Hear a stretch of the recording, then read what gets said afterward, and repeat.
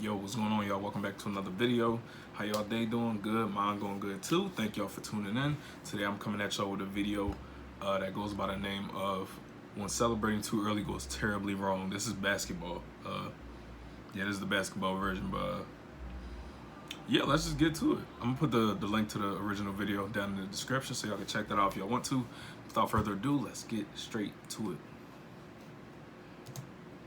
Back in 2013, one of the most historic moments in NBA history unfolded right before us, when Ray Allen hit the shot of his life, sending Game 6 of the NBA Finals into overtime and eventually leading to a Game 7 victory and a championship.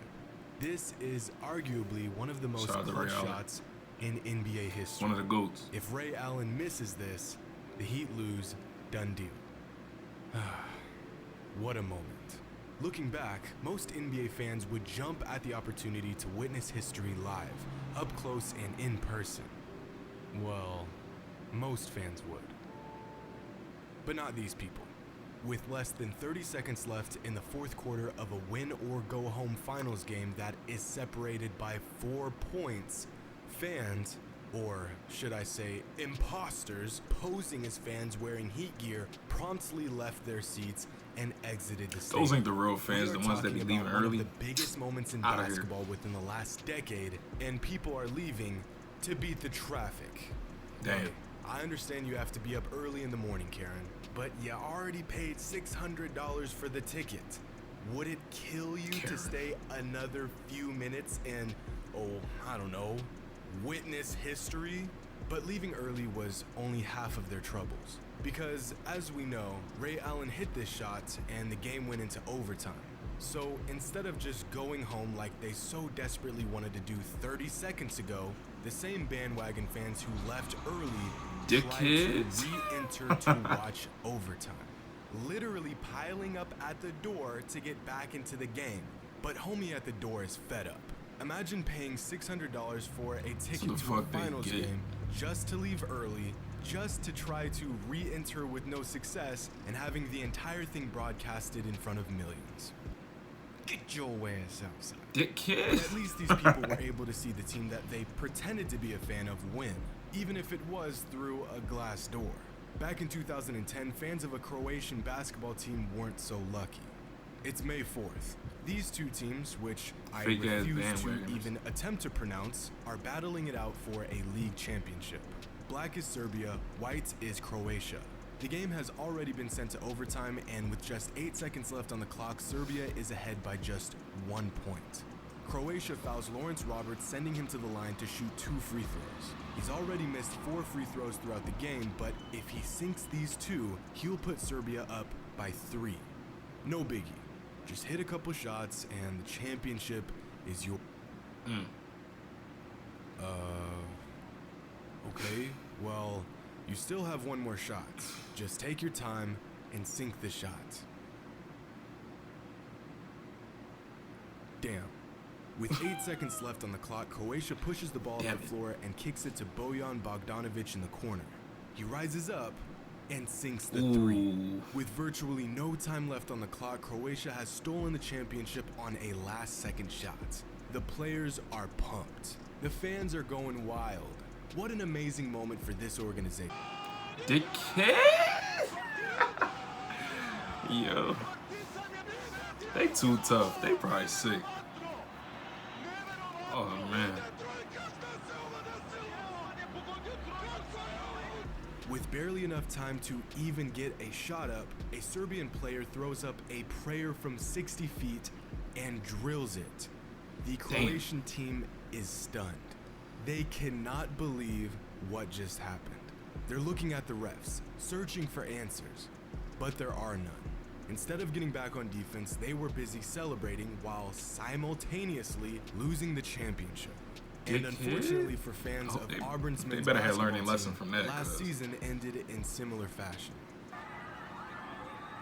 Oh, I remember this one, yo.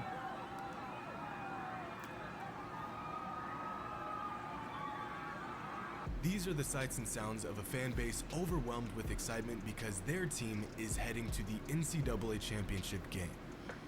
Except they're not. See, last season Auburn and Virginia faced off in a Final Four matchup. After 40 minutes of intense back and forth play, Auburn finds themselves up by 2 points with just 1.5 seconds left on the clock. I remember this. All Auburn needs to do is play solid defense for a second and a half and not commit a foul, and they're heading to the NCAA championship. Literally just do nothing for a second. Like, come on now.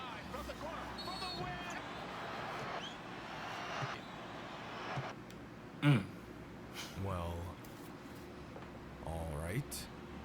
I guess it's all over for Auburn. A great season. Sucks it had to end the way it did, but at least... What is that sound? Are those Auburn fans cheering?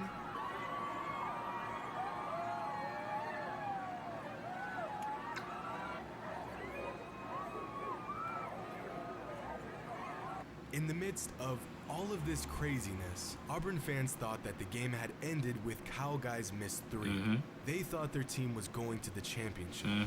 And for some odd reason, they're chanting SEC instead of their own school's name. But while they're celebrating in the streets, their team is losing the game. Of course, they wouldn't know that because they're, well, in the streets, not watching extra it. for what? But it didn't take long for these fans to realize what just happened. Dickhead. And instead of admitting to their foolish behavior, Their life they is instead ruined. choose to get mad, pout, Oh my and God. be in denial Oh of the entire man, he thing. having war Another flashbacks. case of celebrating too early gone wrong. But as a fan, there isn't much you can do to help your team win. Of course, staying until the end and actually watching the game would be a good place to start. However, being the reason why your team loses So sick. is a whole different problem, which is exactly what this player was guilty of back in 2013. It's the state championship game, New Rochelle High School in black versus Mount Vernon in white. We're tuning in with just 2.9 seconds left on the clock. Mount Vernon is up by 2 with New Rochelle inbounding the ball.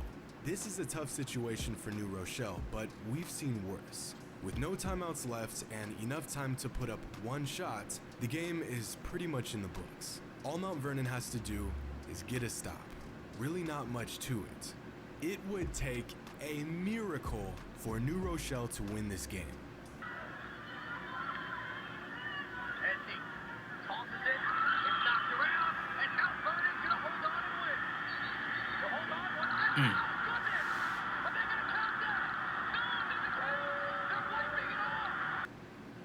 With the basketball IQ of a small child, a player from Mount Vernon makes the play of a lifetime by intercepting the inbounds pass, but then throws the ball up to run out the clock. Then my man's from New Rochelle puts up a 60-foot heave and hits it. Game.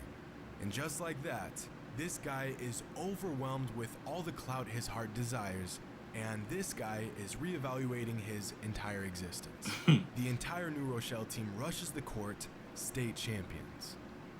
But wait, just seconds after New Rochelle hits the game winner, the refs call off the shot, saying the ball did not leave the player's hands in time. Damn. So that's a case of double early celebration. Madness ensues. People are going crazy. Not a single person in the building has any idea of what's going on. It's absolute chaos. But wait. Oh man. Yo. Game ain't over till it's over.